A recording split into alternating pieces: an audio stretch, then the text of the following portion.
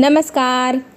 लक्ष्मीच्या पावलांनीमध्ये आपण पाहत आहोत कलाने सगळ्यांसमोर पुरावे आणलेले असतात. ते सगळे पेनड्राईव्हमध्ये सगळ्यांना दाखवते की काजल कशी निर्दोष आहे. दुसऱ्या कॅमेऱ्यात सगळं दिसत आहे. काजलच्या बॅगेमध्ये अशोकने अंगठ्या टाकले हेही सगळ्यांसमोर आता दिसलेलं आहे. त्याच्यानंतर कलाला काजल म्हणते, हे बघ दीदी, मी चोरी केली नाही. तिच्या आईलाही ती म्हणते, बघ आई, मी चोरी केलेली नाही, माझ्यावरती खोटा आरोप आला, मला माहितीच नाही ते बॅगेत अंगठ्या आल्या कुठून. आणि मग कला सांगू लागते, हा सगळा प्रवास आता आपण पाहिलेला आहे.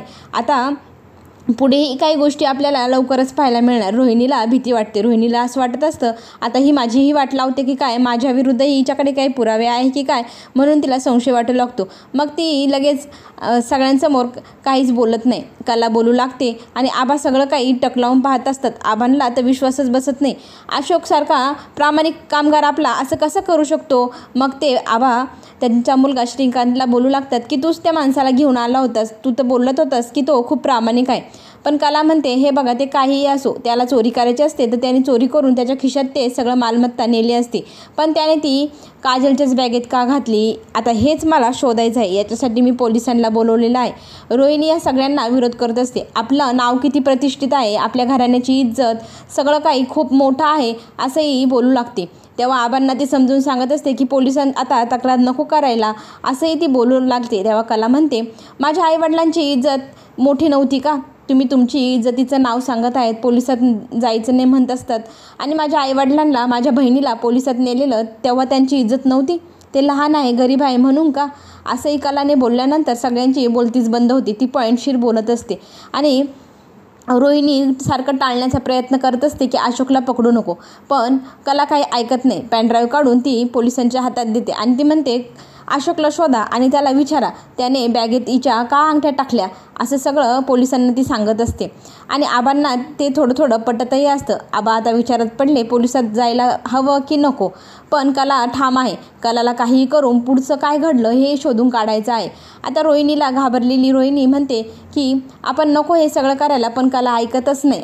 मग आबा तिच्यावरती रागवतात. आता तू शांत बस, जेवढं केलं ते तू पुरेसं केलं, आता मलाही वाटतं की पुढे काय झालं हे अशोककडनं आपण जाणून घ्यायला हवं. मग आबा खरे कुटुंबांसमोर हात जोडतात. कुटुंब प्रमुख म्हणून मला माफ करा, मी तुमच्या वरचे आरोप मिटवू शकलो नाही, सगळ्यांमुळे तुम्हाला त्रास झाला, असंही आबा खरे कुटुंबाला बोलू लागतात. तेव्हा कला म्हणते, आबा तुम्ही खूप मोठे आहात, असं हात जोडू नका, असंही कला बोलू लागते. जे काही घडलं ते चुकीचंच होतं, फक्त मला एवढं सिद्ध करायचं होतं का आम्ही चोर नाही, माझी बहिणीने चोरी केली नाही. सरोजसमोर आता तर एक शब्दही बोलायला चान्स राहिला नाही. तिची ते बोलतीच बंद कलाने करून टाकलेली असते.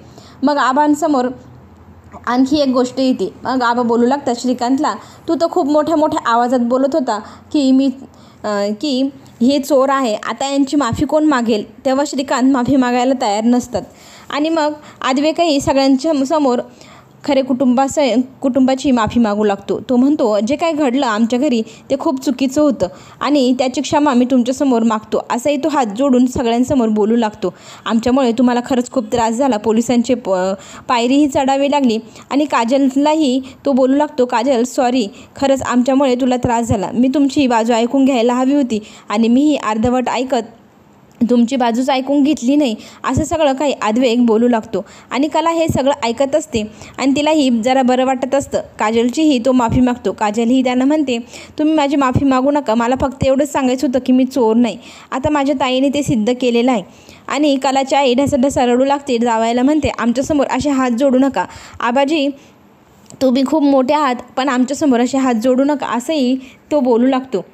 आबा बोलू लागतात की आमच्या घरी जे काय घडलं त्याचं खरं तर मला खूप वाईट वाटत आहे, त्याची भरपाई तर होणार नाही, फक्त तुम्ही आम्हाला माफ करावी एवढीच इच्छा आहे, असं आबा खऱ्या कुटुंबासमोर बोलू लागतात. आणि श्रीकांत रोहिणीलाही सांगतात, तुम्ही माफी मागायची. तेव्हा श्रीकांत म्हणतो, माझं काही चुकलंच नाही, मी का माफी मागू. तेव्हा आबा त्याला पुन्हा आठवण करून देतात की तू खूप मोठ्या मोठ्या आवाजात त्यांच्यावर आरोप करत होतास, तुझा आवाज त्यावेळी खूप मोठा होता, आठवतं ना. मग त्या खरे कुटुंबांसमोर तो माफी मागायला तयार होतो, कारण आबांनी सांगितलेलं असतं. आणि एकदम छोटूशा आवाजात सॉरी असं बोलतो. आबा लगेच त्यांना रागवतात.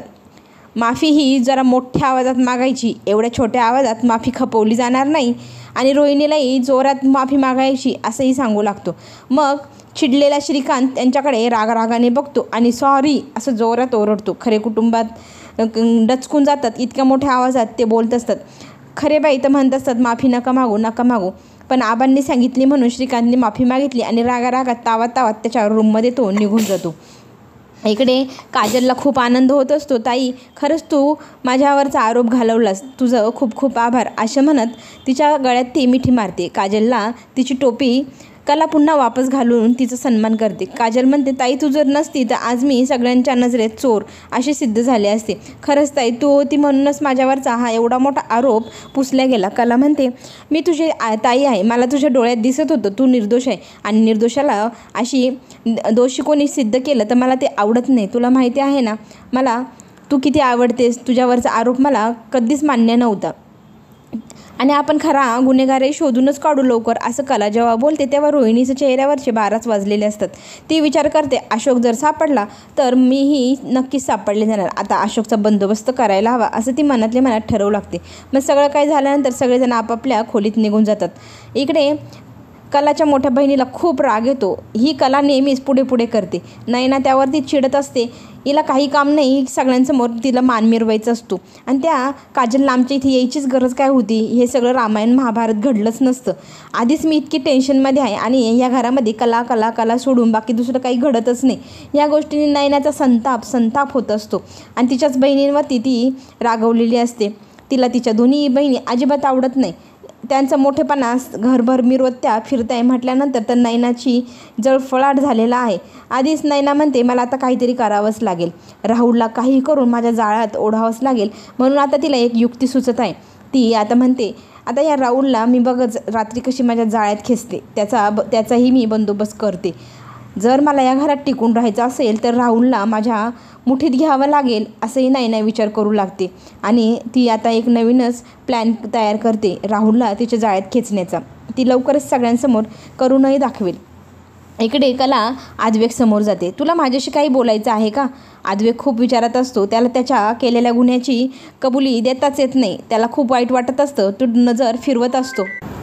आद्वेक काही माफी मागत नाहीत हे पाहून कलाचा संताप होतो. खरंच तू किती स्वार्थी आहे. मला तुझ्याकडनं अपेक्षा होती तू माझा साथ देशील. मी सगळ्यांमध्ये एकटी पडले होते. त्या क्षणालाही मी तुझ्याकडे खूप आशेने पाहत होते. तू काहीतरी मला मदत करशील, पण तू केलीच नाही. आणि आत्ताही ह्या क्षणालाही तुला माझ्याशी काहीच बोलायचं नाही हे पाहून तर मला आश्चर्यच वाटत आहे. मी खूप आशेने तुझ्याकडे पाहत होते. तू आजही माझ्याशी मनमोकळेपणाने बोलत नाही. सॉरी हा शब्द तुझ्या डिक्शनरीतच नाही असं म्हणत ती निघून जात असते आणि पाठीमागनं एक आवाज येतो, सॉरी. मग ती मागे वळून पाहते. तिला आश्चर्य वाटतं. काय तू काही बोललास का? तेव्हा तो गाणं गुणगुणत असतो, ला ला ला ला. मग ती म्हणते, अरे तू काहीतरी बोललास, बोल परत. पण आद्वेक काही तयार होत नाही की मी काहीच बोललेलं नाही. तो त्याच्या ऑफिसची कामांची डिटेल बोलू लागतो. मला ना एक महत्त्वाची मीटिंग आहे. आता कलाही म्हणते, दरवेळी हे असं कबुतरासारखं त्या लॅपटॉपमध्ये डोकं घुसवून बसतो आणि कुणाशी काही बोलायला लागलं की लगेच असं विषय बदलतोस. मग तो म्हणतो, अगं मला खूप महत्त्वाचं काम आहे. मम्माने मला एक डॉक्युमेंट बनवायला लावलेलं आहे. ती मी फाईल शोधत आहे. ती फाईल शोधून मम्माकडे पाठवायची आहे. एकदम महत्त्वाची मीटिंगही आहे. त्याच्यावरती कला म्हणते, खरंच इतकं स्वार्थी असावं माणसाने. तुला साधं सॉरीही बोलता येत नाही, तेही डोळ्यात डोळे घालून. तू आहेसच भामटा, स्वार्थी असं म्हणून ती त्याच्यावरती जोरजोरात ओरडू लागते. आणि खरंच आद्वेक मान खाली घालून बसलेला असतो. कलाने इतकं काही बोलल्यानंतरही तो एक शब्दही तिला उलटून बोलत नाही. कला म्हणते, मी तुझ्याकडनं काय अपेक्षा करावी? मी मूर्ख आहे जे तुझ्याकडनं अपेक्षा करत आहे असं स्वतःलाच ती दोष लावू लागते आणि जोरजोरात आद्वेकवरती रागवू लागते. पण आद्वेक काही सॉरी बोलायला तयार झालेला नसतो आणि कला म्हणते, खरंच तुम्ही खूप स्वार्थी आहे असं बोलून ती म्हणते, तुमच्याशी बोलायलाच नको असं म्हणत ती पुन्हा निघून जायला वळते आणि लगेच पुन्हा आद्वेक तिला सॉरी असं बोलतो. मग ती परत मागे वळून पाहते. परत तू काय बोललास का म्हणून त्याला ती विचारू लागते. आद्वेक म्हणतो, माझं चुकलं, सॉरी. आणि आद्वेकने माफी मागितल्यानंतर कलाला खूप हसायला येत असतं. तो म्हणतो, हसू नको, तुझ्या तोंडून पहिल्यांदा सॉरी ऐकून मला खरंच हसायला येत आहे. नंतर खाली गेल्यानंतर आबा सांगतात की उद्या वटपौर्णिमा आहे. सुनबाई तुला आठवणीत आहे का? तेव्हा ती मान डोलवते आणि सरोजला सांगतात, सूनबाईंसाठी एक छानशी साडी घेऊन या. आपल्या खानदानाला शोभली पाहिजे अशी सून आपली दिसायला हवी.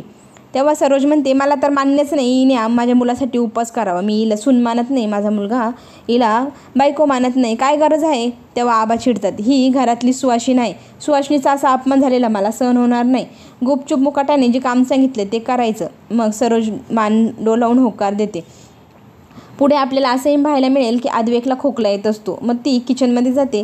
मग तिथे नोकरांनी विचारते, ताई तुम्हाला काही हवं आहे का, मी देऊ का. मग कला म्हणते, अहो नको, मी आद्वेकला खोकला येतोय म्हणून त्याच्यासाठी हळदीचं दूध गरम केलं आहे आणि ते इथे ग्लासमध्ये ठेवलं आहे, ते आले की तेवढं मी त्यांना देते असंही सांगते आणि तुम्ही जा झोपायला असं सांगून त्या नोकराणीला काढून देते. मग इकडेही दूध गरम करून ती ग्लासमध्ये झाकून ठेवून निघून जाते.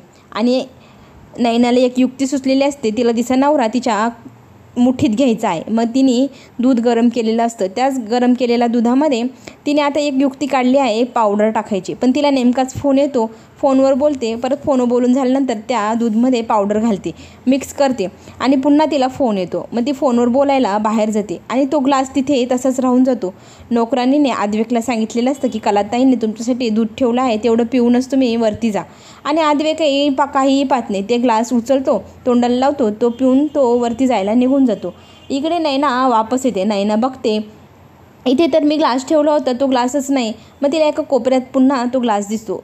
ॲक्च्युली कलाने जो ग्लास झाकून ठेवला आहे तो आता नैना उचलत आहे आणि नैनाने जो ग्लास बनवला होता, तयार केला होता, तो आद्वेक पिऊन कधीच वरती निघून गेलेला आहे. आता ही गडबड घोटाळा पुढे काय रंग उधळतो हेही पाहणं खूपच मजेशीर वाटणार.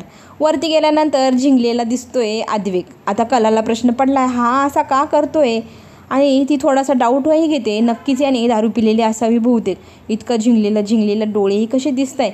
आणि झिंगत त्याला कलाशी पुन्हा एकदा माफी मागायची असते म्हणून तो जवळ जात असतो. पण त्याचा तोल जातो आणि तोल जाऊन तो कलाच्या अंगावरती पडतो आणि कला त्याला सावरण्याचा प्रयत्न करू लागते आणि बघते आज हा आद्वेक असा काय वागतोय म्हणून त्याला सावरण्यासाठी ती प्रयत्न करू लागते. आणि दोघांच्या टक्करमध्ये कलाचं मंगळसूत्र जे असतं ते त्याच्या शर्टला अडकतं आणि ते तिथे वाढतं. आता पुढे ह्या मंगळसूत्राचीही काय गंमत घडते तेही पाहणं मजेशीर ठरणार. कला आद्वेकचा रोमॅन्सही आपल्याला थोडासा पाहायला मिळणार ह्या ठिकाणी. तो रोमॅन्स पाहण्यासाठी आपण पुन्हा भेटू. चॅनलला नक्की सबस्क्राईब करा, बेल आयकॉन बटन दाबायला विसरू नका, म्हणजे व्हिडिओची पुढची जी काही माहिती येणार ती तुमच्यापर्यंत लवकरात लवकर पोहोचणार. पुढे जे काय घडणार ते खूपच मजेशीर असणार. आपण बघूया कशी वटसावित्री पौर्णिमा साजरी करते कला आणि हा झिंगलेला आद्वेक काय रोमॅन्टिक होतोय हेही पाहणं खूपच मजेशीर ठरणार. तेव्हा आपण पुन्हा भेटू. चॅनलला नक्की सबस्क्राईब करा, लाईक करा, कमेंटमध्ये सांगायला विसरू नका की तुम्हाला सिरियल कशी वाटली, म्हणजे पुढील अपडेट आम्ही तुमच्यापर्यंत लवकरात लवकर घेऊन येऊ. तेव्हा आपण पुन्हा भेटू. धन्यवाद.